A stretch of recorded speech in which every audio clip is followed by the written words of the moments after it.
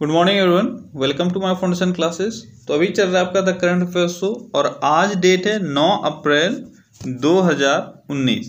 ठीक है, तो 9 अप्रैल 2019 के जो भी इंपॉर्टेंट करंट अफेयर्स बनते हैं चलिए हम लोग अभी देखेंगे। तो आज का आपका पहला क्वेश्चन है कि सुप्रीम कोर्ट ने चुनाव आयोग को दिए गए निर्देश में एक ईवीएम की जगह अब कितने ईवीएम व वीवीपैट पर्चियों का मिलान करने के लिए कहा गया है। ये कहा गया है 5। ठीक है, तो 5 क्या कहा गया है कि 5 ईवीएम व वीवीपैट पर्चियों का अब मिलान करना होगा, ऐसा चुनाव आयोग को आदेश दिया गया है सुप्रीम कोर्ट के द्वारा।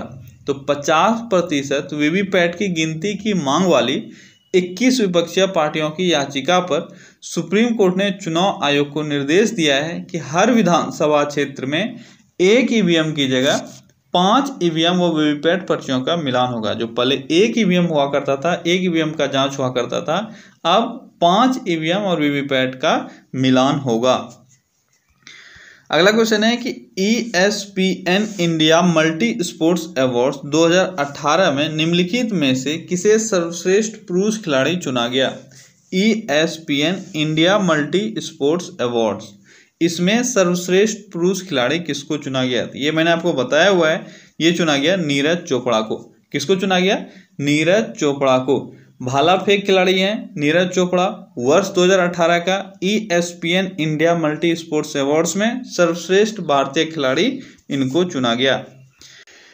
अगला क्वेश्चन है कि हाल ही में लक्ष्मी विलास बैंक को डैश फाइनेंसिंग कंपनी में विलय हेतु मंजूरी प्राप्त हुई है। यानी अभी आपका लक्ष्मी विलास बैंक किस फाइनेंसिंग कंपनी के साथ मर्ज हो रही है, तो यह है India bulls housing financing limited. India bulls housing financing limited. तो लक्ष्मी विलास बैंक और India bulls housing finance limited के विलय को हाल ही में मंजूरी प्रदान की गई है। विलय के तहत लक्ष्मी विलास बैंक के विलास के ये मंजूरी योजना के तहत बैंक के शेयर धारकों को प्रति 100 शेयर के बदले इंडिया बुल्स के 14 शेयर मिलेंगे। यानी जो भी अभी लक्ष्मी विलास बैंक के शेयर धारक हैं उनको 100 शेयर के बदले अब मात्र 14 शेयर मिलेगा मर्ज होने के बाद। अगला क्वेश्चन है कि भारत के किस राज्य में हाल ही में हेम्ब्रो स्टेम प्रजाति की मकड़ी की खोज की गई है। हेब्रो स्टेम प्रजाति की मकड़ी की खोज भारत के किस राज्य में की गई है। किस राज्य में की गई है? ये की गई है केरल में। तो शोधकर्ताओं की एक टीम ने केरल में केरल का अगर स्पेसिफिक जगह में बोलूं तो एर्नाकुलम, ठीक है, केरल के एर्नाकुलम में जो इलिथोडू जंगल है। कौन सा जंगल? इलिथोडू जंगल। इलिथोडू जंगल, ठीक है। इलिथोडू जंगल में मकड़ी की एक नई प्रजाति की खोज की है, उसका नाम क्या है? हेब्रो स्टेम प्रजाति का मकड़ी, ठीक है। हेब्रो स्टेम प्रजाति का मकड़ी कहाँ से? इलिथोडू जंगल, केरल से। केरल के अभी सीएम कौन है? तो केरल के सीएम देखो, ये सब बार बार एग्जाम में आते रहता है इसलिए आपको अब तक याद हो जाना चाहिए। ये है पिनरई विजयन। कौन है सीएम? कौन है केरल के? पिनरई विजयन। और वहां के गवर्नर कौन है? तो गवर्नर है पी सतशिवम, ठीक है, पी सतशिवम, ठीक है। पी सतशिवम गवर्नर हो गए, सीएम है पिनरई विजयन। पिनरई विजयन किस पार्टी से हैं? ये है भाकपा से, ठीक है। किस पार्टी से हैं? भाकपा से। अगला क्वेश्चन है कि मणिपुर में किस स्थान पर हुई द्वितीय विश्व युद्ध की लड़ाई की याद में 7 अप्रैल को प्लेटिनम जुबली समारोह मनाया गया। द्वितीय विश्व युद्ध की लड़ाई की याद में 7 अप्रैल को प्लेटिनम जुबली मनाई गई। मणिपुर के किस स्थान पर? किस स्थान पर? यह है कंगला टोंगबी। कौन सा स्थान है? कंगला टोंगबी। तो द्वितीय विश्व युद्ध के दौरान मणिपुर स्थित कंगला टोंगबी में हुए भीषण युद्ध की याद में और सैनिकों के सम्मान में 7 अप्रैल को कंगला टोंगली यादगार समारोह मनाया गया, ठीक है। अगला क्वेश्चन है कि सिविल सेवा परीक्षा 2018 में पहले स्थान पर रहने वाले उम्मीदवार का नाम क्या है। तो क्या है नाम? नाम है कनिष्क कटारिया। तो अभी यूपीएससी का रिजल्ट आया हुआ है और यूपीएससी में टॉप करने वाले कौन है? कनिष्क कटारिया। ये 2018 के सिविल परीक्षा में टॉप आए हैं और ये कहाँ से इन्होंने पढ़ाई की है? IIT बॉम्बे से, ठीक है। IIT बॉम्बे के ये स्टूडेंट हैं जो टॉप किए हैं यूपीएससी 2018 के एग्जाम में।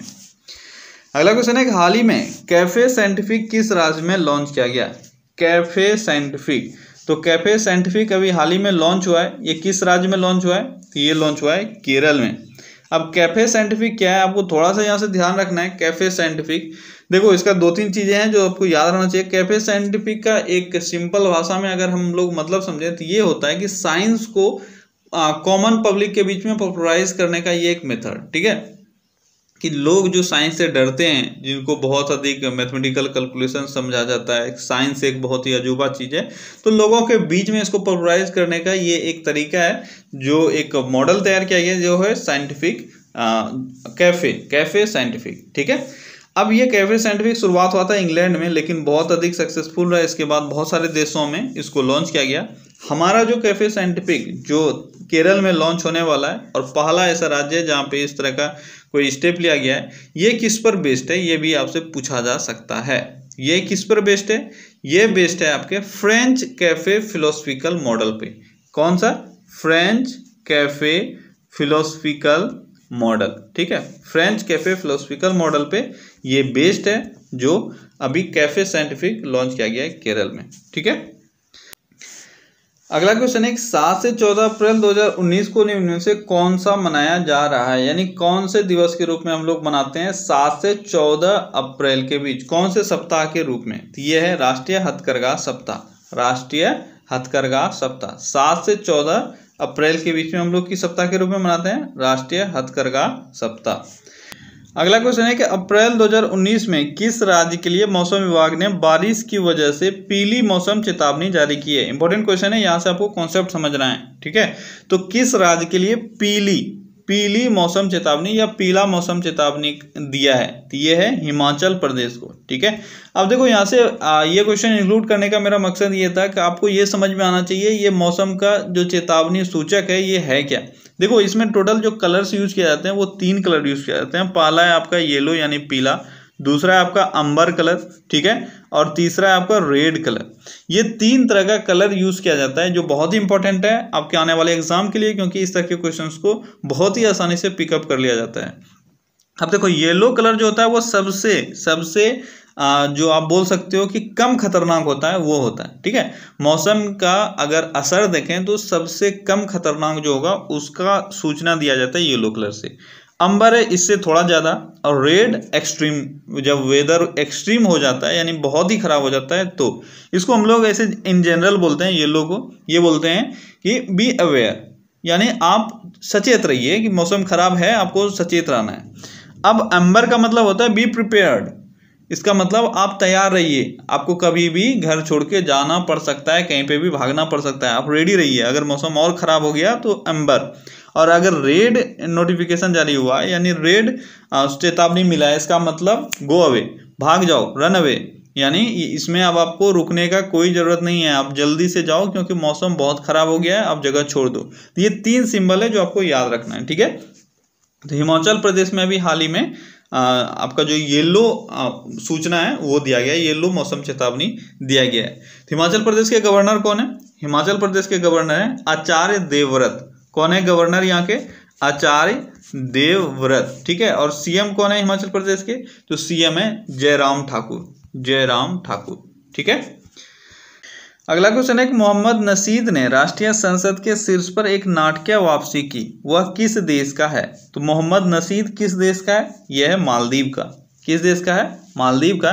ये मालदीव के पूर्व राष्ट्रपति हैं, ठीक है, और एक निर्वास लाइफ ये जी रहे थे, तो वापस लौटने के बाद इन्होंने अपने पार्टी को जान दिया और इनकी पार्टी फिर से वापसी की है इनकी पार्टी ने, ठीक है, और बहुत ही नाटकीय तरीके से यह फिर से राष्ट्रीय संसद के शीर्ष पर पहुंच गए हैं। और इन्होंने अभी ये जो इलेक्शन हुआ था उसमें 2/3 बहुमत हासिल किए है इनके पार्टी ने। इनके पार्टी का नाम है Maldivian democratic party, MDP, Maldivian democratic party.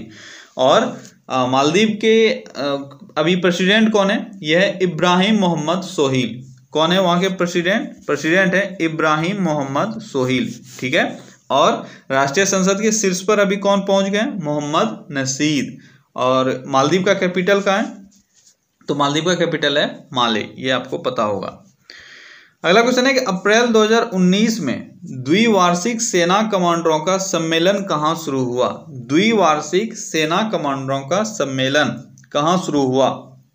तो ये शुरू हुआ नई दिल्ली में। कहाँ शुरू हुआ? नई दिल्ली में द्विवार्षिक सेना कमांडरों का सम्मेलन। अगला क्वेश्चन है कि निम्नलिखित में से किसे हाल ही में विश्व बैंक का अध्यक्ष चुना गया है। तो विश्व बैंक का अध्यक्ष अभी हाल ही में किसको चुना गया है? ये चुना गया है डेविड माल्पस को। किसको चुना गया है? डेविड माल्पस को चुना गया है विश्व बैंक का अध्यक्ष। अगला क्वेश्चन है गेम चेंजर निम्नलिखित में से किस क्रिकेटर की जीवनी है? गेम चेंजर किस क्रिकेटर की जीवनी है? तो यह है शाहिद अफरीदी की। शाहिद अफरीदी की जीवनी का नाम क्या है? यह है गेम चेंजर।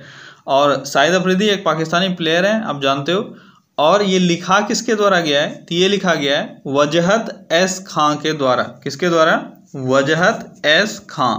ठीक है, वजहत एस खां के द्वारा ये लिखा गया है, जो एक पाकिस्तानी एंकर है, टीवी एंकर। ठीक है, और किसका जीवनी है ये? शाहिद अफरीदी का। आप याद रखना, गेम चेंजर बुक का नाम है। अगला क्वेश्चन है निम्नलिखित में से किसने अप्रैल 2019 में दूरसंचार विभाग से इन फ्लाइट और मैरीटाइम कनेक्टिविटी यानी IFMC लाइसेंस प्राप्त किया है? इंपॉर्टेंट है कि 2019 में IFMC लाइसेंस किसने प्राप्त किया है? ये प्राप्त किया गया है BSNL के द्वारा। किसके द्वारा? BSNL के द्वारा IFMC लाइसेंस प्राप्त किया गया है। यानी BSNL यूजर्स अब फ्लाइट के अंदर या शिप के अंदर भी यूज कर सकते हैं अपना मोबाइल सिस्टम। ठीक है, तो ये कंपनी ये लाइसेंस हासिल करने वाली BSNL एक कंपनी है, दूसरी कंपनी एयरटेल भी है। लेकिन यहाँ पे आंसर आपका एयरटेल नहीं हुआ, क्योंकि एयरटेल को डायरेक्टली ये परमिशन नहीं मिला हुआ है। एयरटेल की एक सिस्टर कंपनी है जिसका नाम है इंडो टेलीपोर्ट लिमिटेड। ठीक है, इंडो टेलीपोर्ट लिमिटेड। तो ये एयरटेल की सिस्टर कंपनी है, इसको ये सेवा प्राप्त है, जिस कारण से एयरटेल भी, भारतीय एयरटेल भी इसको यूज कर सकती है। तो यहाँ पे आपका आंसर हो जाएगा BSNL, जिसको अभी मिला है। अगला क्वेश्चन है कि निम्नलिखित अफ्रीकी अमेरिकी महिलाओं में से किसे पहली बार शिकागो के मेयर के रूप में चुना गया है? शिकागो की मेयर के रूप में पहली बार किस महिला को चुना गया है? तो ये है लोरी लाइटफुट। ये पहली महिला मेयर होंगी। कहाँ की? ये होंगी शिकागो की। अगला क्वेश्चन है कि हाल ही में भारत केंद्रित तथ्य जांच सुविधा, जिसे टिप लाइन सुविधा कहा जाता है, लॉन्च किया गया है। तो टिप लाइन सुविधा अभी हाल ही में किसके द्वारा लॉन्च किया गया है? ये किया गया है व्हाट्सएप के द्वारा। तो चेक पॉइंट टिप लाइन ये मैंने आपको बताया हुआ है पहले भी। ठीक है, ये सेवा किसके द्वारा शुरू की गई है? ये सेवा शुरू की गई है व्हाट्सएप के द्वारा, जिसके तहत आप किसी भी मैसेज का जो ओरिजिनलिटी है वो जान सकते हैं कि ये ओरिजिनल मैसेज है या फेक मैसेज है, या इसका कोई भी अगर आपको ये बोला जाता है कि ये मैसेज को शेयर करो या कुछ भी करो, तो फेक न्यूज़ को पहचानने के लिए ये सर्विस स्टार्ट किया गया है। किसके द्वारा? व्हाट्सएप के द्वारा। तो इसकी एक पार्टनर कंपनी है जिसका नाम है प्रोटो कंपनी। ठीक है, तो भारतीय स्थित ये मीडिया स्केलिंग स्टार्टअप कंपनी है प्रोटो, इसके सहायता से व्हाट्सएप ये काम करेगी।